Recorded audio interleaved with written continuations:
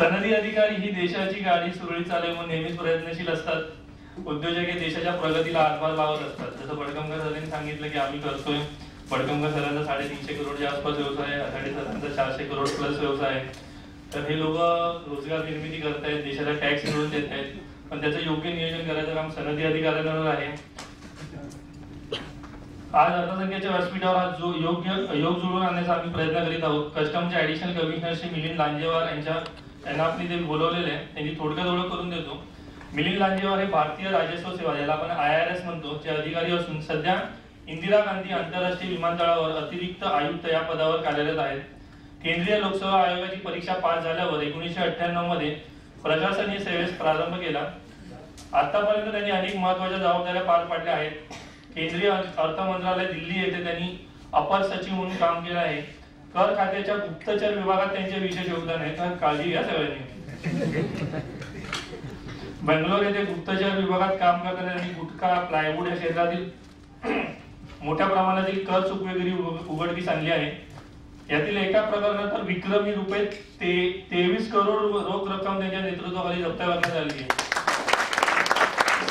सध्याही विमानतळावरून चाललेल्या सोने तसेच ड्रग्ज तस्करी विरुद्ध त्यांच्या मार्गदर्शनाखाली जोरात अभियान सुरू आहे. परमाणु विषयात अभियांत्रिकी पदवी घेऊनही त्यांनी प्रशासकीय सेवेचा मार्ग निवडला. शाळा कॉलेजमध्ये त्यांनी वक्तृत्व, अभिनयात तसेच अनेक पारितोषिके मिळवली होती. शालेय जीवनातच त्यांनी अकोल्यातील सर्वोत्कृष्ट कथाकथनकाराचे पारितोषिक मिळाले आहे. खोत सर लक्ष द्या. आंतरविद्यापीठ वक्तृत्व स्पर्धेतील सुवर्ण पदक मिळालेले आहे त्यांना. कॉलेजमध्ये त्यांची वादविवाद आणि सांस्कृतिक सचिव निवड करण्यात आली होती. लाल बहादूर शास्त्री राष्ट्रीय अकादमी मसुरी येथील केंद्रीय लोकसेवा अधिकाऱ्यांच्या मूलभूत प्रशिक्षण काळात झालेल्या विविध स्पर्धेत त्यांनी अभिनय, दिग्दर्शन, छायाचित्रण तसेच स्पर्धेत प्रथम पारितोषिक मिळवले. चित्रपट परीक्षणाची त्यांची विशेष आवड आहे. शासकीय सेवेत जबाबदारीच्या पदावर असूनही त्यांनी कविता, वक्तृत्व, वाचन, फोटोग्राफी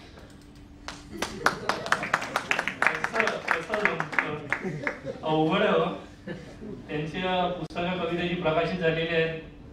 तर आता एवढं अष्टपैलू व्यक्तिमत्व आहे, पुढे काय बोलू नाही शकता आपण त्यांच्याकडून समजून घेऊ.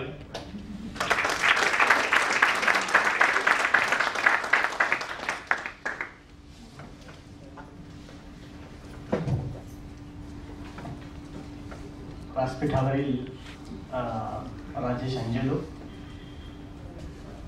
अर्थसंकेतचे बागवे कुटुंब,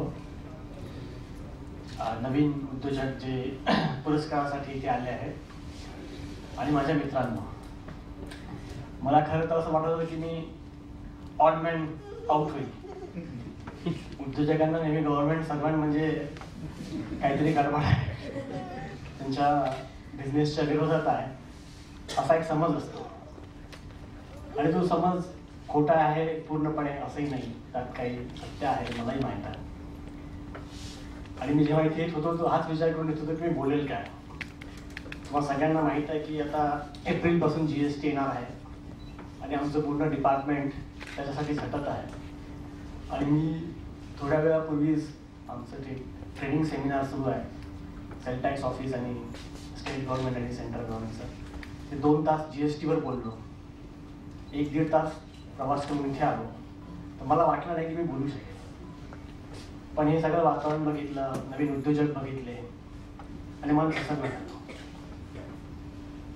आम्ही जेव्हा कॉलेजमध्ये होतो तेव्हा हे लिबरलायझेशन सुरू झालं होतं. तेव्हा हे डिस्कशन चालायचं की हे योग्य आहे की अयोग्य आहे. ईस्ट इंडिया कंपनी भारतात आली आणि भारतात त्यांनी राज्य केलं. पुन्हा आपण दुसऱ्यांचे गुलाम होऊ, आर्थिकदृष्ट्या गुलाम होऊ, अशी भावना त्या काळात काही लोकांमध्ये होती. मला वाटतं तेव्हा तो कॉन्फिडन्स आपल्यामध्ये नव्हता की आपण काहीतरी आर्थिक क्षेत्रात करू शकू. 90चा जो काळ होता त्या काळामध्ये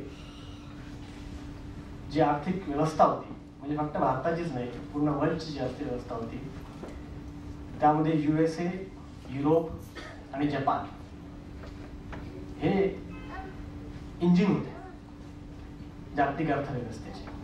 जागतिक अर्थव्यवस्था त्यांच्यामुळे चालायची. गेल्या 25-30 वर्षात यामध्ये मोठा फरक झाला. आणि तो फरक असा झाला की जे आर्थिक केंद्र होतं जागतिक घडामोडीचं ते USA, युरोप, जपानवरून सरकत भारत आणि चायनावर आलं. आज असं म्हटलं जातं की भारत हा एक महासत्ता होण्याच्या दिशेने प्रवास करतो आहे. जेवढे वर्कफोर्स ज्याला म्हणतात, जे तरुण लोक आहेत ते 2020 मध्ये आपण चायनाने नावं टाकू एवढं मोठं वर्कफोर्स भारतामध्ये राहील. 7 ते 8% दराने आपली इकॉनॉमी वाढत आहे. आणि त्याचा परिणाम पण हा होत आहे की अनेक नवीन नवीन प्रकार, नवीन नवीन बिझनेस मॉडेल भारतामध्ये येत आहेत. जसं यांनी सांगितलं पहिले फॅमिली बिझनेस होता, पण आता बघा तुम्ही किती बिझनेस आहे. एक ओला सारखा कोणीतरी येतो, त्याची एक पण गाडी नाही आहे, फक्त ब्रँड नेम आहे ओला. तो अनेक ड्रायव्हरला त्यांच्या गाड्या घेऊन बोलवतो आणि इथे सर्व्हिस देतो. ॲमेझॉन आहे, it is not allowed to enter into India for retailing, multi brand retailing. त्यांचं काहीच नाही, ते काहीच विकत घेत नाही. अनेक सप्लायरला त्यांनी एकत्र केलं आणि आज सगळ्यात मोठं आपलं दुकान कुठलं आहे तर ते ॲमेझॉन आहे आणि आपलं दुकान आहे. ही जी परिस्थिती बदलत आहे यामुळे अनेक नव्या लोकांना नवीन वाटा मिळते. मला वाटतं या सगळ्या गोष्टींचा तुम्ही उपयोग करून घ्यायला पाहिजे. म्हणजे हे तर खूप मोठ्या मोठ्या गोष्टी झाल्या, ओला, ॲमेझॉन. मी बघितला, माझा एक मित्र आहे, तो मला सांगत होता की त्याच्या छोट्या भावाने एक ॲप डेव्हलप करतोय, IIT मध्ये आहे. तर म्हटलं काय करणार आहे तो म्हणे की तो जे आपण ड्राय क्लिनिंग असतं ना त्याचा एक ॲप डेव्हलप करतोय. म्हटलं रे तू इंजिनियर झाला, IIT मध्ये आहे आणि ड्राय क्लिनिंग काय करणार आहे? तो नाही, माझी कन्सेप्ट अशी आहे मी स्वतः काहीच नाही करणार. माझं ॲप राहील, तिथे लोकांना रजिस्टर करावं लागेल की आम्हाला ड्राय क्लिनिंग करायचं. तो त्या ज्या एरियात आहे त्या एरियावाल्या सगळ्या ड्राय क्लिनरशी माझी टायअप आहे. मी कपडे माझ्या ब्रँड नेम खाली कलेक्ट करेल, कपडे घेऊन जाईल, मला स्वतःचं करायचं नाही आहे.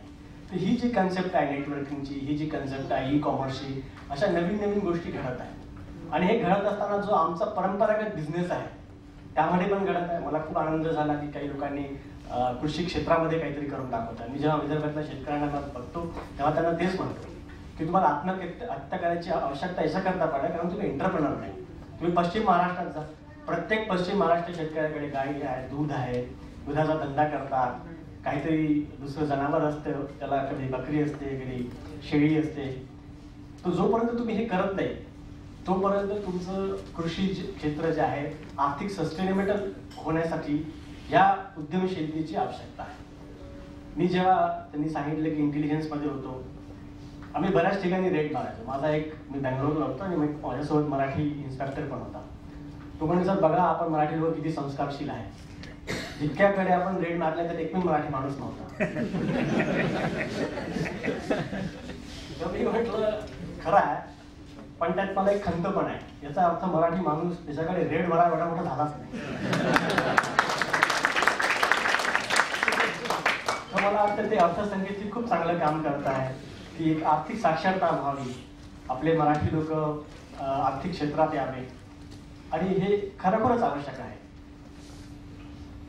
मराठी लोक जर आपण इतिहास बघितला, सामाजिक कार्य घ्या, फुले, आंबेडकर, म्हणजे फक्त महाराष्ट्रात नाही, देशात नाही, पूर्ण दुनियामध्ये बघा जे मराठी लोकांनी सामाजिक कार्य केलं, असं सामाजिक कार्य कुठल्याही देशाच्या इतिहासामध्ये झालं नाही एवढं फक्त मराठी लोकांनी केलं. स्त्री शिक्षण असो, जाती निर्मूलन असो, सती निर्मूलन असो, कुठलंही कार्य घ्या, मराठी लोकांनी जे केलं ते जगाचा इतिहास कुठल्याही लोकांनी केलेलं नाही.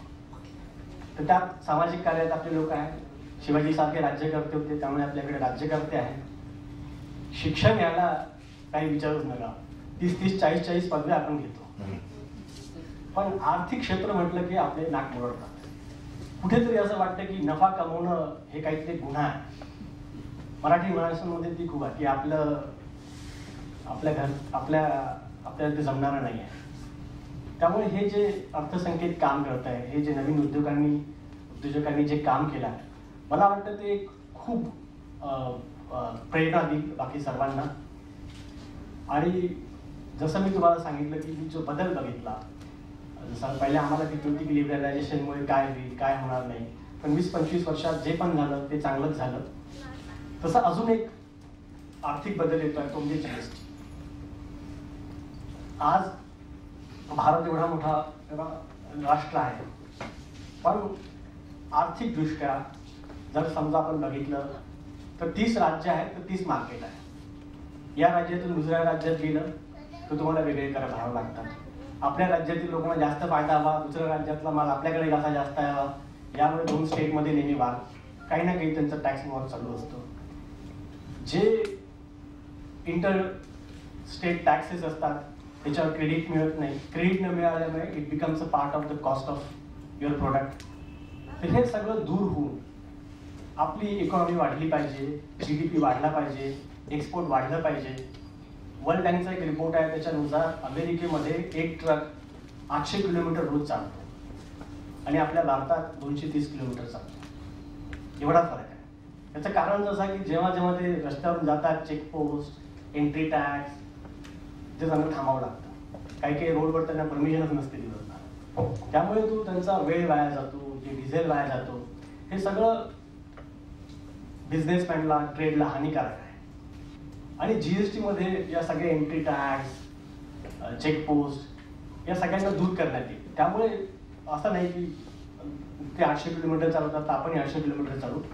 पण वर्ल्ड बँकचं असं म्हणणं की 30 ते 40% इंधनाची, वेळेची बचत GST मुळे होईल.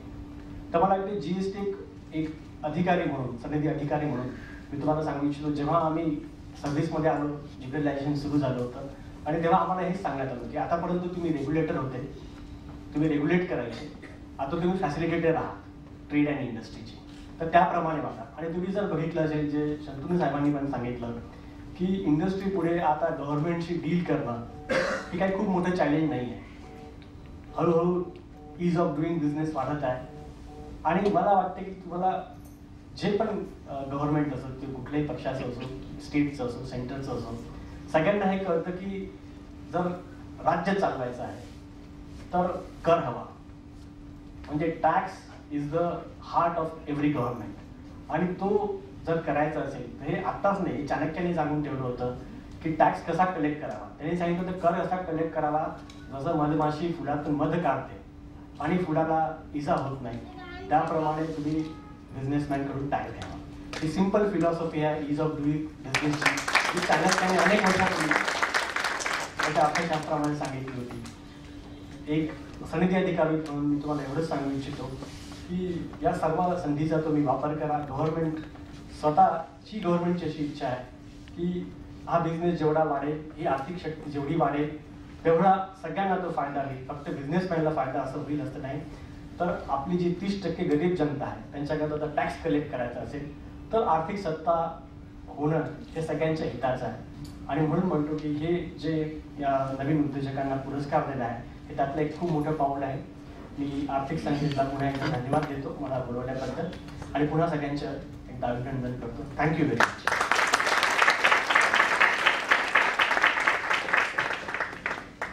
खूप खूप धन्यवाद सर.